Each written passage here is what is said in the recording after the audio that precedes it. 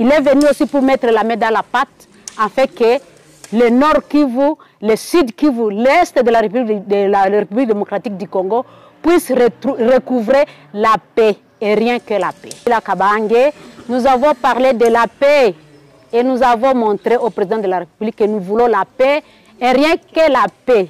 Non à la balkanisation. Le Congo doit rester un et indivisible. C'est notre pays. Nous lui avons montré que c'est nous qui mettons au monde tous ces enfants-là qui traînaient dans la brousse, ceux qui sont dans la ville, ceux qui sont dans la rébellion, même le président. C'est nous qui l'avions mis au monde. Pourquoi nous devons continuer à souffrir, nous, en tant que femmes? Nous avons demandé au président aussi à ce que nous puissions participer dans tous les processus de paix. Dans tous les processus de paix, lorsqu'il y aura le dialogue. Mimi ni Mama Liberata Rubumba Boratwa, niko mwanamke wa vijijini na hapa nimerepresente les femmes ambassadrices et médiatrices pour la paix des territoires. Tumekuja kuonana na rais wa zamani Joseph Kabila kwa sababu tunateseka. Tuko na shida nyingi. Tulikimbia toka vijijini na mpaka leo ngali tunakimbia. Sasa tutakimbia mpaka lini? Mpaka wapi? Ndio maana tumekuja kumwambia kwamba sisi tunachoka. Ni muda sasa wa kutafuta amani. Ni muda wa wao kuikaa sawa Wakongomani wote tutafute amani. Na hasa ndani ile kikao msisahau mama.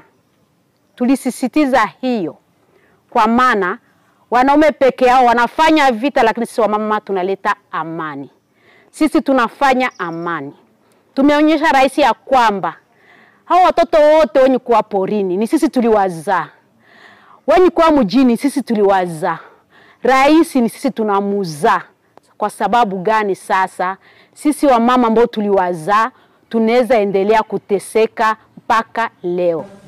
Tulimweleza kwamba sisi tunataka amani, hakuna kitu ingine.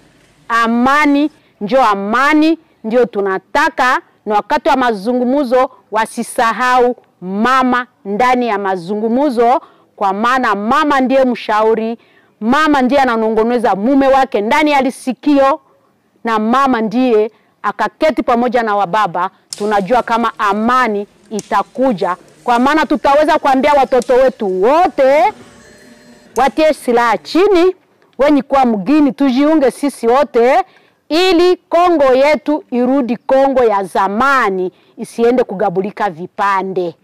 Kongo njo Kongo ni moja na itabaki moja. Rais naye tuliona kwamba hiyo ndio imuleta na tumefurahi sana. Anakuja kuangalia namna gani amani itarudi ndani ya Kongo. Na ametuonyesha naye kama hakukuja kabula Kongo, na anapenda Kongo ibaki moja, ibaki tu Kongo. Nasi tumefurahi kwa jibu ya rais wa zamani na tunasema asante. Il nous a invités, et la politesse à l'égard d'un personnage aussi important pour l'histoire de la République a fait qu'on ne pouvait pas ne pas venir. Pour nous, ça a été un honneur. Parce qu'aussi, très rarement, on a vu des intellectuels du calibre que j'ai amené ici être invités pour écouter et puis donner leur point de vue. Pour aujourd'hui, on a écouté parce qu'on sait, on est persuadé que nous ne connaissons pas mieux le Congo que le président honoraire Joseph Kabila. Et, nous l'avons écouté, il nous a donné une tâche que je ne voudrais pas révéler. D'ici quelques matins, nous allons le revoir pour lui remettre le devoir.